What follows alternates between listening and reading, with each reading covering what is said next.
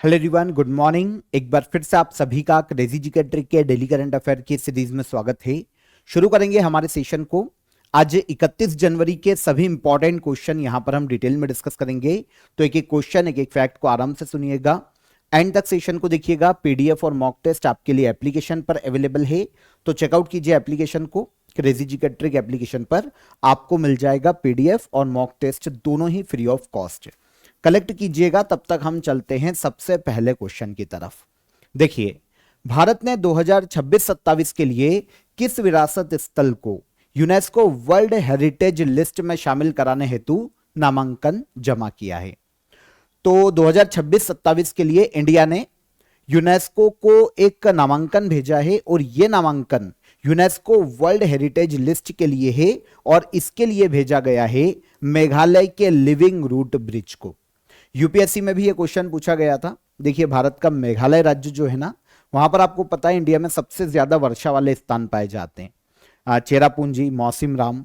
तो वहां पर जो गारो और खासी जो जनजातियां हैं ना, वो नदियों को पार करने के लिए, छोटी छोटी नदियां काफी सारी है, तो नदियों को पार करने के लिए दोनों किनारों पर जो पेड़ पाए जाते, उनकी जड़ों को आपस में कनेक्ट करके ब्रिज बनाते थे। और ये जो ब्रिज है ना, वो छोटी छोटी नदियों को पार करने के काम आते थे। इन्हें ही कहा जाता है मेघालय के लिविंग रूट ब्रिज। अगर आप देखेंगे तो वो इस तरीके के दिखाई देते हैं। छोटी सी नदी जा रही है और दोनों तरफ से जीवित पेड़ों की जड़ है। यहां पर इंपॉर्टेंट ये है कि ये जो पेड़ों की जड़ है ना, ये जीवित पेड़ों की जड़ है। दोनों तरफ पेड़ हैं और उनकी जड़ों को आपस में कनेक्ट करके ये आने जाने का रास्ता बनाया गया है। तो ऐसे जो पेड़ है भारत के मेघालय राज्य में देखने को मिलते हैं। यूपीएससी में क्वेश्चन पूछा गया था, तो याद रखिएगा। खासी, जयंतिया, ये जो ट्राइब्स है सदियों से इस प्रकार के पेड़ों का यूज कर रही है, जड़ों को आपस में जोड़कर ये एक तरफ से दूसरी तरफ तक जाने के लिए इनका यूज करती है। तो भारत के मेघालय में प्रसिद्ध लिविंग रूट ब्रिज, जिनको यूनेस्को वर्ल्ड हेरिटेज साइट में शामिल करने के लिए इंडिया ने इस प्लेस के लिए या इन चीजों के लिए नामांकन भेजा है यूनेस्को को। कहां पर? भारत के मेघालय राज्य में। ये जो लिविंग रूट ब्रिज हमको देखने को मिलते हैं, एक्चुअल में ह्यूमन और नेचर के बीच में कनेक्शन को बताते हैं। जो हमारी जनजातियां इंडिया की, वो सदियों से नेचर के ऊपर डिपेंड होकर ही जी रही है ना। नेचर पर ही जो आजीविका के साधन है, वो आज भी नेचर पर ही अधिकतर जनजातियों के देखने को मिलते हैं। तो ये जो कॉन्सेप्ट है ना, ये मदर अर्थ के रूप में देखने को मिलता है। एक्चुअल जो कॉन्सेप्ट है, मतलब नेचर, ह्यूमन, इनके बीच में जो कनेक्टिविटी है, इसका एक संतुलित मॉडल दर्शाता है लिविंग रूट ब्रिज। तो बहुत ही यूनिक चीज है, इसलिए यूनेस्को वर्ल्ड हेरिटेज साइट की लिस्ट में इसे शामिल किए जाने को लेकर इसका नाम भेजा गया है यूनेस्को को। ठीक है, यूनेस्को वर्ल्ड हेरिटेज लिस्ट के बारे में कल भी हमने इससे बात की थी। नॉर्मली आपको पता होना चाहिए कि इंडिया में वर्तमान में 44 यूनेस्को वर्ल्ड हेरिटेज साइट है। ये जो लिस्ट है ना, ये 1978 में शुरू हुई थी यूनेस्को के द्वारा। 3 प्रकार की साइट इसमें इंक्लूड की जाती है। कल्चरल साइट होती है, नेचुरल साइट होती है, और मिक्स्ड कैटेगरी होती है तीसरी। इंडिया में 44 यूनेस्को वर्ल्ड हेरिटेज साइट है। मैंने आपको बताया था 44वीं यूनेस्को वर्ल्ड हेरिटेज साइट है मराठाओं के किले। तो इसके अलावा अगर हम 44 में से डिवाइड करते हैं, अगर हम देखते हैं कि कौन कौन सी साइट हमारे पास अवेलेबल है, तो 36 हमारे पास cultural UNESCO world heritage site है, 7 नेचुरल वर्ल्ड हेरिटेज साइट है, और एक मिक्स्ड कैटेगरी की वर्ल्ड हेरिटेज साइट हमको देखने को मिलती है। Kanchenjunga national park mixed category में शामिल किया जाता है एकमात्र। तो UNESCO world heritage site, UNESCO इस लिस्ट को निकालता है, जो कि पूरे वर्ल्ड में एजुकेशन, साइंस और कल्चर को प्रोटेक्ट करने वाली, इसके क्षेत्र में काम करने वाली संस्था है।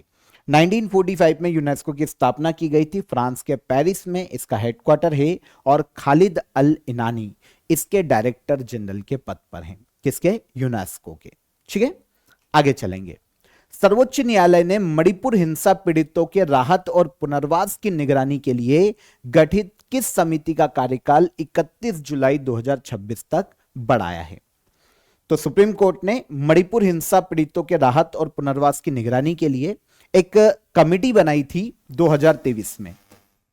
आपको पता होना चाहिए कि मणिपुर में पिछले 3-4 सालों से वहां की जो मैतेई और कुकी जनजातियां है उनके बीच में काफी हिंसा की स्थिति है, इतनी ज्यादा कि 2025 में मणिपुर के सीएम को रिजाइन करना पड़ा था और मणिपुर में प्रेसिडेंट रूल लगाना पड़ा था, है ना। तो मणिपुर में 2025 से ही प्रेसिडेंट रूल चल रहा है।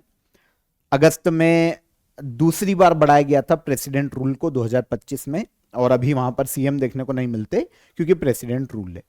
अब देखिए, मणिपुर में जब हिंसा शुरू हुई थी ना 2023 में, तब इस हिंसा में जो पीड़ित हैं उनके राहत और पुनर्वास के लिए एक कमेटी बनाई गई थी। इस कमेटी का नाम है गीता मित्तल कमेटी।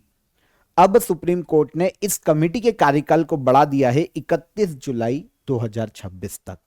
गीता मित्तल कमेटी, ये कमेटी ने 42 रिपोर्ट्स सुप्रीम कोर्ट में सबमिट की है अभी तक, जो कि मणिपुर में रिलीफ और किन लोगों को जो पीड़ित हैं उनको कंपनसेशन कितना दिया गया है, कितना दिया जा रहा है, इनसे रिलेटेड 42 रिपोर्ट्स सुप्रीम कोर्ट में ऑलरेडी जमा कर चुकी है ये जो कमेटी है ये।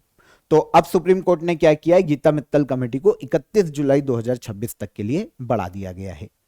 गीता मित्तल की बात करें तो जम्मू कश्मीर हाई कोर्ट की ये मुख्य न्यायाधीश रह चुकी है गीता मित्तल। ये अध्यक्ष हैं और 2 कमेटी में मेंबर हैं, एक है शालिनी पी जोशी और एक है आशा मेनन। तो 2 मेंबर, एक अध्यक्ष और 3 मेंबर की कमेटी है गीता मित्तल कमेटी। कमेटी का गठन क्यों किया जाता है सुप्रीम कोर्ट के द्वारा? तो देखिए, किसी भी क्राइसिस में ग्राउंड मॉनिटरिंग जरूरी होती है।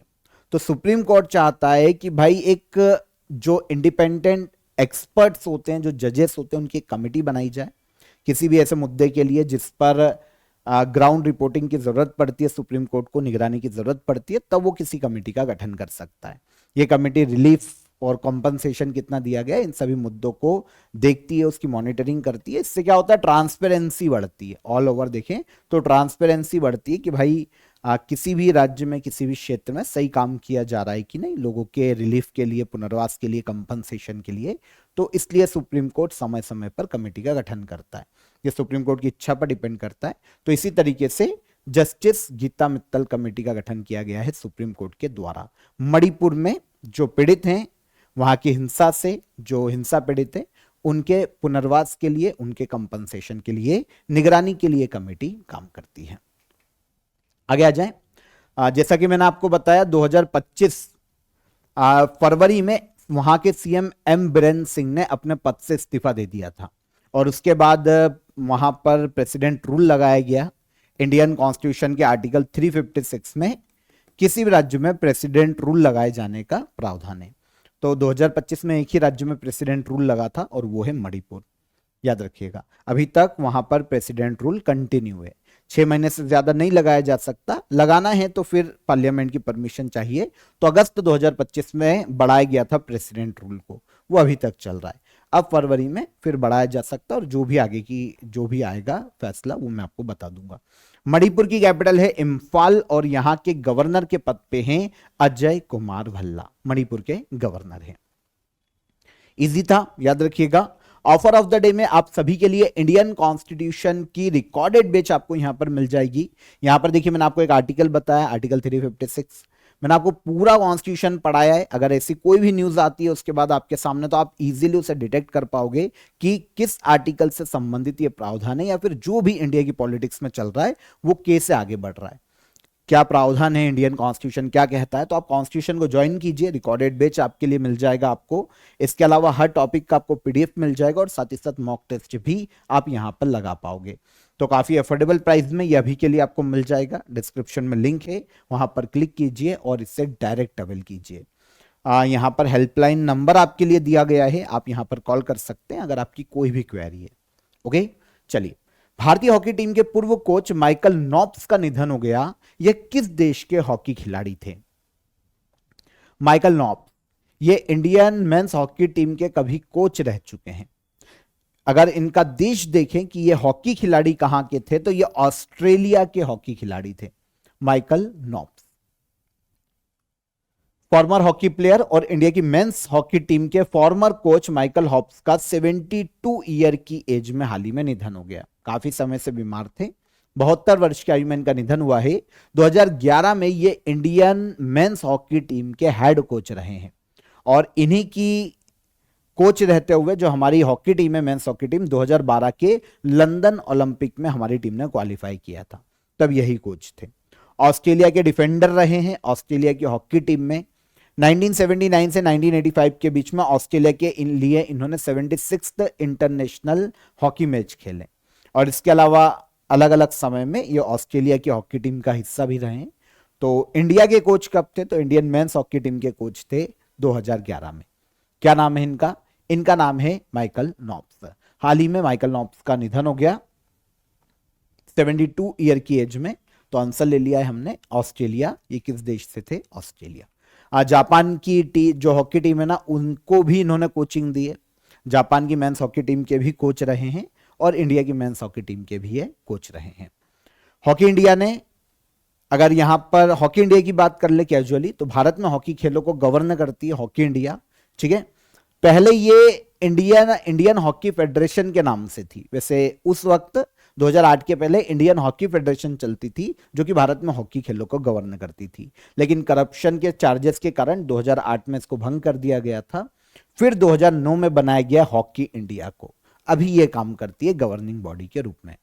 नई दिल्ली में हेडक्वार्टर है और हॉकी इंडिया का अध्यक्ष वर्तमान में कौन है? अगर क्वेश्चन ऐसे आ जाए तो यह है दिलीप तिर्की। असम सरकार द्वारा चाय बागान श्रमिकों को 5,000 की एक मुश्त सहायता देने के लिए कौन सी योजना शुरू की गई है? तो असम के चाय बागानों में जो श्रमिक काम करते हैं, काफी पुराना है ना एक बिजनेस है असम का, उनके रूट्स से जुड़ा हुआ है, वो है चाय का बिजनेस। असम के चाय बागान पूरे इंडिया में और पूरे वर्ल्ड में फेमस है। 200 साल से ज्यादा वहां पर चाय की खेती की जा रही है, लेकिन वहां पर जो किसान हैं उनको कभी भी उनके हितों के लिए कोई ऐसी स्कीम नहीं लाई गई थी जो कि उनके हितों की बात कर सके। इसीलिए असम सरकार ने एक स्कीम को लॉन्च किया है जिसके तहत असम में चाय बागानों में जो श्रमिक काम करते हैं उनको 5,000 रुपए की एक मुश्त राशि दी जाएगी और इस स्कीम का नाम है मुख्यमंत्री एती कोली दूती पात योजना। नाम थोड़ा सा अलग है ना, असमिया लैंग्वेज का है। तो मुख्यमंत्री एती कोली दूती पात स्कीम। असम के सीएम हेमंत बिस्वा शर्मा ने इसे हाल ही में अनाउंस किया है। 200 साल से चाय बागान के श्रमिक जिनको सम्मान की उम्मीद थी उनको सम्मान दिया गया है इस स्कीम के तहत। स्कीम के तहत 6 लाख चाय बागान श्रमिकों को 5,000 रुपए की वन टाइम फाइनेंशियल असेसमेंट जो असिस्टेंस है वो दी जाएगी। आर्थिक सहायता एक बार में दी जाएगी, एक मुश्त दी जाएगी। राज्य सरकार के द्वारा 300 करोड़ रुपए से अधिक की राशि यहां पर वितरित की जाने वाली। ठीक है, तो 300 करोड़ से ज्यादा की राशि 5,000 करके दी जाएगी। 31 जनवरी 2026 को राष्ट्रीय महिला आयोग का कौन सा स्थापना दिवस मनाया जा रहा है? तो 31 जनवरी 2026 को नेशनल कमीशन फॉर वीमेन का 34th स्थापना दिवस सेलिब्रेट किया जा रहा है। देखिए, अगर हम राष्ट्रीय महिला आयोग की बात करते हैं तो आपको पता होना चाहिए कि यह भारत में महिलाओं के हितों के लिए काम करने वाली संस्था है। इसका स्थापना दिवस 31 जनवरी को मनाया जाता है क्योंकि इस संस्था की स्थापना 31 जनवरी 1992 में की गई थी। एक स्टैच्यूटरी बॉडी है, एक वैधानिक निकाय है। National commission for women act 1990 के तहत इस संस्था को स्थापित किया गया है। भारत में महिलाओं से जुड़े हुए मामलों पर सरकार को सलाह देना और महिलाओं के कल्याण से जुड़े हुए जो प्रोग्राम्स हैं उनकी निगरानी करना, ऑल ओवर महिलाओं के हितों के लिए यह संस्था काम करती है। इस बार इसका 34th स्थापना दिवस है। लास्ट ईयर जब इसका 33वां स्थापना दिवस था ना, तब इस संस्था की अध्यक्ष है कौन? विजया रहाटकर। 2024 में बनी थी। तो विजया रहाटकर राष्ट्रीय महिला आयोग की वर्तमान में अध्यक्ष है। लास्ट ईयर 31 जनवरी को जब 2025 में 33वां स्थापना दिवस मनाया गया था तो विजया रहाटकर की एक बुक लॉन्च की गई थी। इनकी बुक का पहला एडिशन था जिसका नाम था कर्मयोगिनी वीरांगना। ठीक है, तो इस बुक का एक टाइटल है अहिल्याबाई होलकर के जीवन पर आधारित ये बुक थी जो कि महिलाओं के साहस को बताती है। तो इस बुक को लॉन्च किया गया था। अब इस बार ये 34वां स्थापना दिवस मनाया जा रहा है नेशनल कमीशन फॉर विमेन का। इस संस्था की फर्स्ट प्रेसिडेंट थी जयंती पटनायक। अब प्रेसिडेंट कौन है? विजया रहाटकर। समर्थ पंचायत पोर्टल के माध्यम से प्रॉपर्टी टैक्स की डिजिटल वसूली करने वाला भारत का पहला जिला कौन सा बना है? समर्थ पंचायत पोर्टल, इसके माध्यम से प्रॉपर्टी टैक्स की डिजिटल वसूली करने वाला देश का पहला जिला बना है धमतरी, और यह जिला देखने को मिलता है भारत के छत्तीसगढ़ राज्य में। छत्तीसगढ़ का धमतरी देश का पहला जिला है जहां पर समर्थ पंचायत पोर्टल के माध्यम से प्रॉपर्टी टैक्स की डिजिटल कलेक्शन शुरू हुई है। ये जो कदम है ना, end to end digital tax collection system की दिशा में एक बड़ा कदम है जिसकी शुरुआत की गई है। प्रॉपर्टी टैक्स कलेक्शन में मैनुअल प्रोसेस है उसको कम किया जा सकेगा, और जो डिले होता है प्रोसेस उसको भी यहां पर रोका जा सकेगा इस स्टेप के बाद में। यहां पर देखिए, समर्थ पंचायत पोर्टल की हमको बात करनी पड़ेगी कि ये पोर्टल क्या है। तो मिनिस्ट्री ऑफ पंचायती राज का एक पोर्टल है समर्थ पंचायत पोर्टल। 2020 के बाद इसे टुकड़ों में लागू किया गया था देश में। इस पोर्टल में डिजिटल प्लेटफॉर्म है जिससे ग्राम पंचायत अपने सारे टैक्स, रेवेन्यू, जो रिकॉर्ड्स हैं, जो पेमेंट्स हैं, उनको ऑनलाइन मैनेज कर सकती है। तो ग्राम पंचायत स्पीड में विकास करे, है ना, अपने सारे डॉक्यूमेंट्स को डिजिटली सेव करके रखे, ऑनलाइन मैनेजमेंट बढ़े, रेवेन्यू बढ़े पंचायतों का, पंचायतों की स्थिति सुधरे। इस तरीके से स्मार्ट पंचायत बनाने के लिए, स्मार्ट पंचायत के लिए समर्थ पंचायत पोर्टल को लॉन्च किया गया था मिनिस्ट्री ऑफ पंचायती राज के द्वारा। ओके, तो काफी सारे फायदे हैं। अगर हम एडवांटेज देखें, पर्पस देखें, बेनिफिट देखें, तो देखिए, ऑनलाइन प्रॉपर्टी और लोकल टैक्स कलेक्शन यहां पर बढ़ेगा ग्राम पंचायत में। इस पोर्टल के माध्यम से जो मैनुअल वर्क है उसको कम किया जा सकेगा, एफिशिएंसी बढ़ाई जा सकेगी, और डिजिटल रिकॉर्ड को मेंटेन किया जा सकेगा जो कभी भी घूमेगा नहीं। इसके अलावा रेवेन्यू ट्रांसपेरेंसी को बढ़ाया जा सकेगा पंचायतों में। कैशलेस और यूपीआई बेस्ड पेमेंट सिस्टम को बढ़ावा मिलेगा। ऑल ओवर सिटीजन को घर पर बैठे बैठे जो ग्राम पंचायतों के काम थे वो उनके निपटाए जा सकते हैं, तो लोगों को सहूलियत होगी, और इसके अलावा पंचायतों को आत्मनिर्भर बनाने में भी मदद मिलेगी। तो काफी सारे फायदे हैं इस पोर्टल के, जिसे कहा जाता है समर्थ पंचायत पोर्टल। ओके, इजी था। हाल ही में अधिसूचित ठोस अपशिष्ट प्रबंधन नियम 2026 किस तिथि से देश में लागू किए जाएंगे? तो ये क्या है? ये है सॉलिड वेस्ट मैनेजमेंट रूल्स 2026, और इनको देश में लागू किया जाएगा 1 अप्रैल 2026 से। इसके पहले हमारे यहां पर इंडिया में जो सॉलिड वेस्ट मैनेजमेंट रूल चलते थे वो 2016 में बने थे। तो ये जो नए रूल्स हैं जो कि 1 अप्रैल 2026 से लागू होंगे, ये 2016 के रूल्स को रिप्लेस करने वाले हैं। सॉलिड वेस्ट मैनेजमेंट रूल्स 2016 को रिप्लेस करेंगे सॉलिड वेस्ट मैनेजमेंट रूल्स 2026। केंद्र सरकार ने मिनिस्ट्री ऑफ एनवायरमेंट, फॉरेस्ट और क्लाइमेट चेंज, इसने हाल ही में अधिसूचना जारी की है। एनवायरमेंट प्रोटेक्शन एक्ट 1986 के तहत ही ये रूल्स बनाए गए हैं, है ना। भारत में अगर कभी क्वेश्चन ऐसा आता है पर्यावरण संरक्षण अधिनियम कब लाया गया था, तो 1986 में। इसी के तहत ये रूल भी अभी लागू किए गए। पहले 2016 में आए थे, अब कुछ चेंजेस किए गए हैं और 2026 के रूल रिप्लेस करेंगे 2016 के रूल्स को, और लागू किए जाएंगे 1 अप्रैल 2026 से। यहां पर 4 चीजों में बदलाव किया जाएगा नए रूल से ना। उसमें जो सॉलिड वेस्ट है उसको 4 स्तर में अलग अलग किया जाएगा, उसका सेपरेशन किया जाएगा, पृथक्करण अनिवार्य किया गया है नए रूल्स में। फॉर एग्जाम्पल, गीला कचरा अलग किया जाएगा, किचन वेस्ट होता है, फूड्स होता है ना, खराब फूड, तो किचन वेस्ट को या फिर जो गीला कचरा उनको अलग किया जाएगा, जिसको कंपोस्ट किया जा सकता है या उससे बायोफ्यूल बनाया जा सकता है। ड्राई वेस्ट को अलग रखना कंपलसरी है, प्लास्टिक, पेपर, मेटल। ओके, इसको फैसिलिटी जो होती है रिकवरी फैसिलिटी वहां पर भेजा जाएगा जो इन्हीं के लिए बनती है, इसके निपटान के लिए। सैनिटरी वेस्ट को अलग किया जाना चाहिए, डायपर, है ना, और बहुत सारी चीजें, नैपकिन वगैरह, तो इसको एक सेपरेट कलेक्शन किया जाएगा, इसको डिस्पोज किया जाएगा। और स्पेशल केयर वेस्ट जो है, बल्ब हो गया, ट्यूबलाइट या फिर जो भी इलेक्ट्रॉनिक सामान होते हैं, उन्हें ऑथराइज सेंटर भेजा जाएगा ताकि उनका निपटान किया जा सके। तो नए रूल्स में काफी सारे बदलाव किए गए हैं, काफी सारी चीजों को ऐड किया गया है। इसके अलावा नए रूल्स में डिजिटल ट्रैकिंग और ऑनलाइन पोर्टल को जगह दी गई है। एक सेंट्रलाइज्ड जो ऑनलाइन पोर्टल बनाया जा रहा है, वह जो कलेक्शन, जो भी डिस्पोजल है, कलेक्शन है या फिर जो भी निपटान है कचरे का, उस पर नजर रखेगा, फिजिकल रिपोर्टिंग की जगह डिजिटल ऑडिट करने में यहां पर मदद मिलेगी। और इसके अलावा इंस्टीट्यूशनल मैकेनिज्म को अपनाया जा रहा है, मतलब कमिटीज गठित की जाएगी राज्यों में, जिसकी अध्यक्षता चीफ सेक्रेटरी करेंगे राज्य की, और ये पूरा क्रियान्वयन देखेंगे कि भाई 2026 के जो रूल्स है उनके अकॉर्डिंग वेस्ट का मैनेजमेंट किया जा रहा है कि नहीं, उनका निपटारा किया जा रहा है या नहीं। तो इन सभी के लिए नए पॉलिसी लाई गई है जिसका नाम है सॉलिड वेस्ट मैनेजमेंट रूल्स 2026। याद रहेगा, ये रूल्स 2026 के, ठीक है। उद्देश्य भारत में सॉलिड वेस्ट मैनेजमेंट को सुनिश्चित करना या अपशिष्ट प्रबंधन को सुनिश्चित करना, ताकि लैंडफिल्स में जीरो वेस्ट मैनेजमेंट को सुनिश्चित किया जा सके। तो इस उद्देश्य से ये नए रूल्स लाए गए हैं। किसको रिप्लेस करेंगे ये इंपॉर्टेंट है, तो 2016 के रूल्स को ये रिप्लेस करने वाले हैं।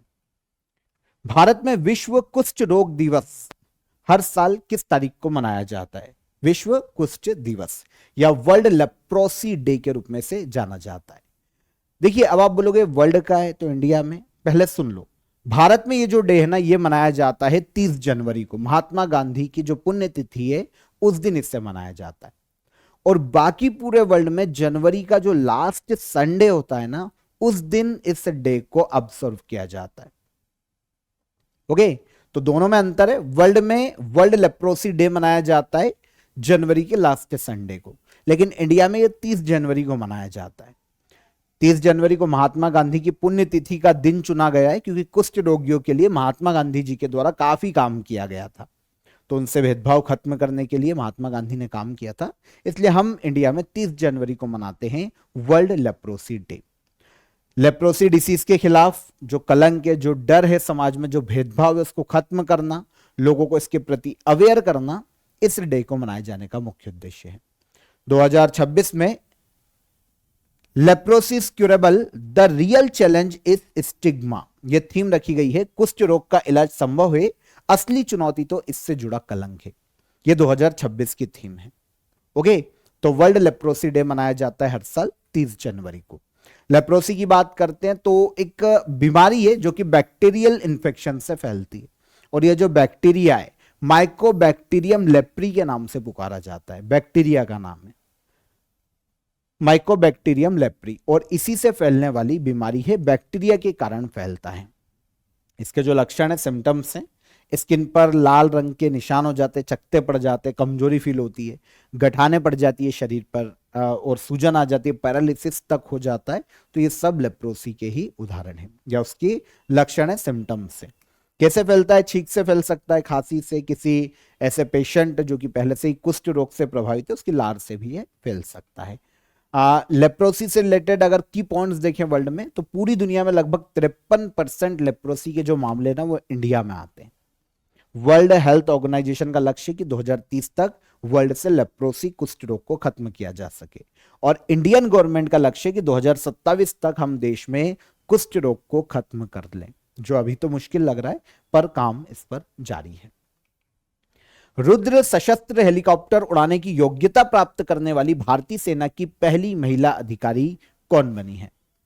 तो भारतीय सेना, इंडियन आर्मी की फर्स्ट विमेन ऑफिसर जिन्होंने रुद्र सशस्त्र हेलीकॉप्टर उड़ाने की योग्यता या क्वालिफाई किया, योग्यता हासिल की है, यह बनी है कैप्टन हंसा शर्मा। ओके, कैप्टन हंसा शर्मा ये जम्मू कश्मीर से आती है। इंडियन आर्मी में रुद्र आर्म्ड हेलीकॉप्टर उड़ाने की योग्यता पाने वाली पहली महिला अधिकारी बनी है। केवल 27 साल इनकी एज है।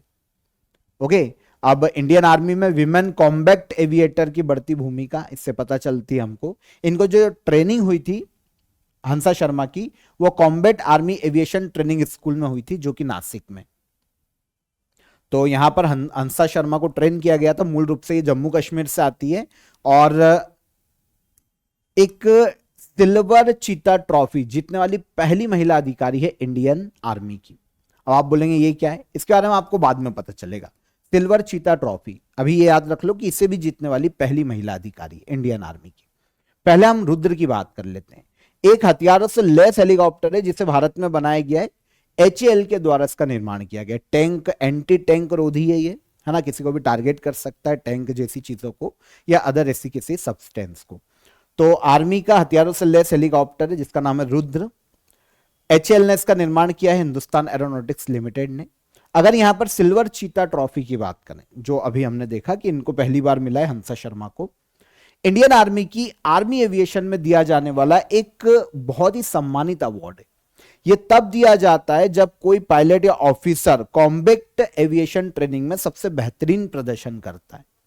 तो कॉम्बैट एविएशन ट्रेनिंग में बेहतरीन प्रदर्शन के लिए इंडियन आर्मी में सिल्वर चीता ट्रॉफी दी जाती है। इसे प्राप्त करने वाली इंडियन आर्मी में पहली महिला भी हंसा शर्मा, और अब रुद्र उड़ाने की योग्यता प्राप्त करने वाली भी पहली महिला ऑफिसर इंडियन आर्मी में।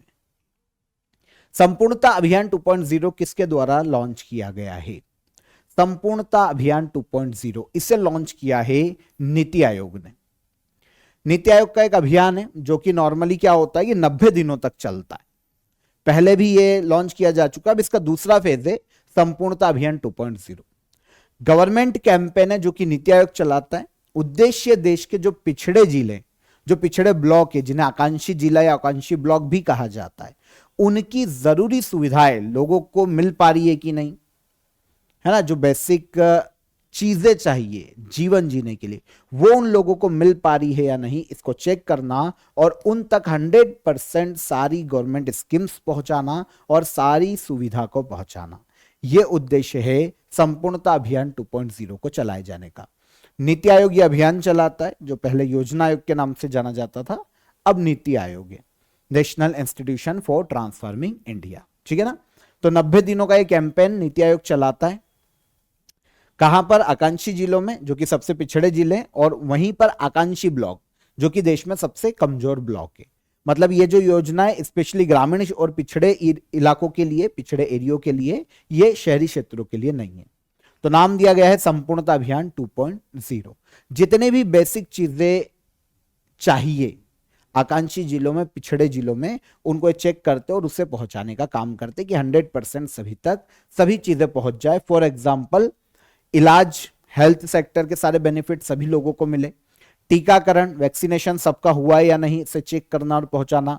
एजुकेशन सिस्टम कैसा है किसी भी ग्रामीण या गांव का या क्षेत्र का, आकांक्षी जिलों का, वहां पर पढ़ाई कैसी और इसकी क्वालिटी कैसी है। आर्थिक और सामाजिक सशक्तिकरण कितना उन्नत है। कृषि क्षेत्रों में जो कमी है वो सुविधाएं उनको पहुंचाना, कृषकों की आय पर ध्यान देना, और पेंशन या फिर इसके अलावा इंश्योरेंस ग्रामीण क्षेत्रों में सभी को पहुंच पा रहा है कि नहीं, इन सभी को चेक करना और इसके लिए काम करना। यह मुख्य उद्देश्य है इस अभियान का, जिसे संपूर्णता अभियान 2.0 के नाम से जाना जाता है। तो नीति आयोग का अभियान है, याद रहेगा, सिंपल था। यहां पर हमने 31 जनवरी के सभी करंट अफेयर डिटेल में डिस्कस कर लिए। अब लास्ट डे के करंट अफेयर को हम एक बार रिवाइज कर लेते हैं। देखिए, रिपब्लिक डे परेड 2026 में राज्य और यूनियन टेरिटरीज की कैटेगरी में किस राज्य की झांकी को प्रथम स्थान प्राप्त हुआ है? तो यह झांकी हो जाती है कौन? महाराष्ट्र। विश्व का एकमात्र देश कौन सा बना जो आधिकारिक रूप से दूसरी बार पेरिस जलवायु समझौते से बाहर हुआ है? तो यह हो जाएगा यूएसए। केरल राज्य ने किस सूक्ष्म जीव को अपने राज्य सूक्ष्म जीव के रूप में घोषित किया है? तो यह है बेसिलियस सबटिलिस। किस राज्य ने वर्ष 2026 को आधिकारिक रूप से कृषि वर्ष घोषित किया? तो यह हो जाएगा मध्य प्रदेश। यूनेस्को विश्व धरोहर केंद्र ने बुद्धिस्ट डायमंड ट्रायंगल को यूनेस्को की अस्थायी सूची में शामिल किया है। यह ट्रायंगल में कौन सा स्थान शामिल नहीं है? तो सांची शामिल नहीं है, क्योंकि सांची आता है एमपी में। विश्व में निम्न में से कौन 500 सिंगल्स मुकाबले जीतने वाली पहली भारतीय शटलर बनी है? तो यह हो जाती है पीवी सिंधु। भारत में शहीद दिवस मनाया जाता है 30 जनवरी को। किस राज्य ने प्लेटफॉर्म आधारित गिग वर्कर्स कल्याण और विकास बोर्ड का गठन किया? तो यह हो जाएगा कर्नाटका। 4B मूवमेंट जो हाल ही में चर्चा में रहा, सबसे पहले किस देश में शुरू हुआ था? तो 4B मूवमेंट शुरू हुआ था कहां पर? यह शुरू हुआ था साउथ कोरिया में। एक क्वेश्चन मुझे मिसिंग लग रहा है, ठीक है, एक क्वेश्चन मिसिंग है, कल देख लेंगे कौन सा क्वेश्चन हमने रिवीजन में नहीं लिया, वो मैं आपको कल बता दूंगा। चलो क्वेश्चन ऑफ द डे का आंसर ले लें अब। देखिए, सरदार वल्लभ भाई पटेल को भारत रत्न से कब सम्मानित किया गया था? तो सरदार वल्लभ भाई पटेल को भारत रत्न दिया गया था 1991 में। 2025 का विज्ञान रत्न पुरस्कार मरणोपरांत दिया गया है जयंत नार्लिकर को। और भारत के 90वें शतरंज ग्रैंड मास्टर थे इलाम पर्थी AR। ठीक है, ये 90वें ग्रैंड मास्टर है। अब हमारे पास 93 ग्रैंड मास्टर हो चुके हैं, तो ये 90वें ग्रैंड मास्टर थे। ठीक है, इलाम पर्थी AR। अब आज के question of the day, 38th degree अक्षांश किन दो देशों की सीमा बनाता है? ड्यूरेंट रेखा किन दो देशों के बीच स्थित है? और BCCI के नए अध्यक्ष कौन नियुक्त किए गए हैं? लास्ट ईयर ही बने हैं। तो तीनों क्वेश्चन के आंसर कमेंट में कीजिएगा। सेशन पसंद आया हो तो लाइक और शेयर करके जाइए, और चैनल पर पहली बार आए हो तो चैनल को सब्सक्राइब कर लो। कल फिर मुलाकात करेंगे नेक्स्ट डे के करंट अफेयर में। तब तक ख्याल रखिए अपना, खुश रहिए। जय हिंद, जय भारत।